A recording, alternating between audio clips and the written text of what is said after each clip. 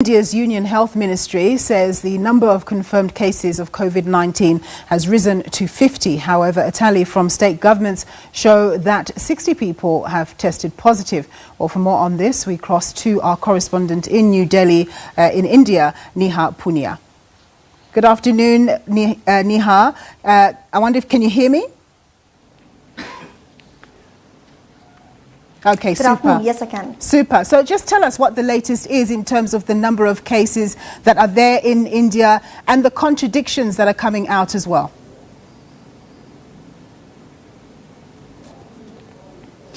The Indian Health Ministry confirming that there are at last count 52 confirmed cases of COVID-19 in the country, but tallies coming out of state governments show that tally could be at about 60 plus. The way India is conducting most of these tests is that there's initially a preliminary test when someone displays symptoms of COVID-19, following which a federal institute conducts a test as well on their samples, and that's when once that test result is confirmed, the Union Health Ministry puts out a final tally.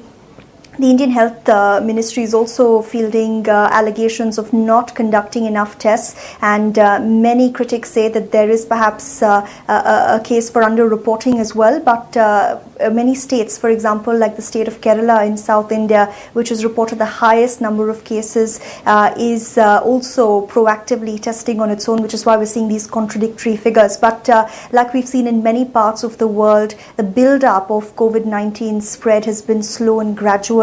It's been the same case in India as well, where just a few weeks ago we had just about 20 confirmed cases. Most of them foreigners who had travelled into the country and were quarantined. But now we're seeing that number double or so in the last 2 weeks. And we're given to understand that many more people are currently under observation as well. At last count, 83 individuals have been quarantined in Delhi today as well after arriving at the capital from Milan. What's the atmosphere like in India? How are people conducting themselves? Is behavior different? Is there more fear and panic?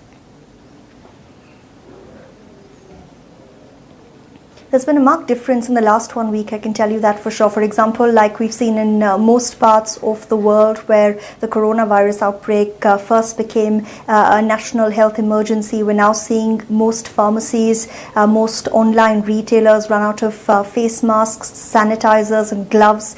You have a lot of people who are walking about wearing face masks on public transport, on flights, on buses, in offices as well. Many companies also advising their staff to work from home, though it's not along the scale that we're seeing perhaps in the UK or the United States, but there is significant fear on the ground.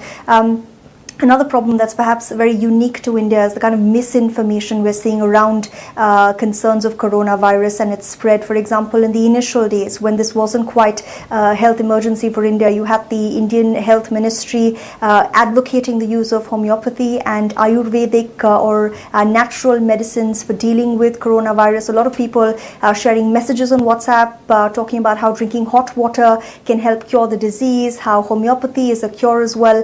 So that's a very unique problem that India is dealing with, that many health experts are now trying to dissuade people from believing in.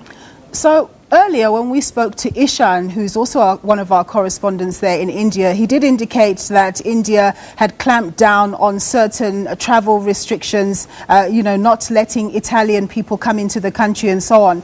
Has that ban or that principle been extended to other countries? Because we're just learning that in China, some of the coronavirus cases, the new ones that they're having, are actually imported from other countries.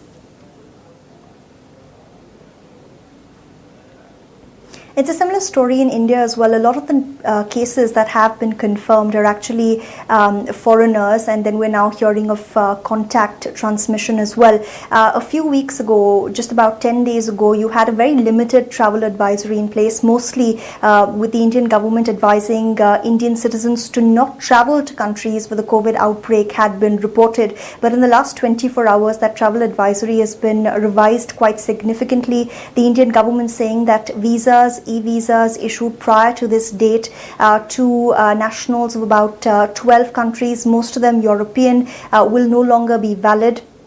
You have people from Spain, Italy, Iran, Saudi Arabia, Dubai, China, many of these countries where you are seeing cases being reported. They will no longer be allowed to enter India. We're also seeing a change in how testing is being done. In the last 24 hours, the Indian government confirming that all international passengers coming into India are being screened. There are significant restrictions imposed on India's land borders as well, and that in some states, even domestic flights are being screened, with the government not wanting to take any chances.